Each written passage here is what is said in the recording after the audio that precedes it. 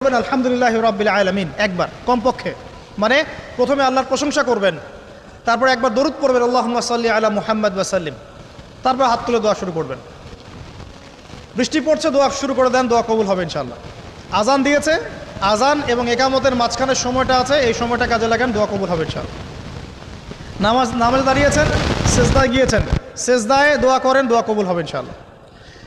প্রশ্ন করে অনেকে যে ভাই সেজদায় কি বাংলায় দোয়া করা যাবে? হ্যাঁ যাবে, যদি আপনার নামাজটা নফল নামাজ হয়। কোন নামাজ হয়? ফরজ নামাজে করবেন না, নফল নামাজে করতে পারেন ইনশাআল্লাহ।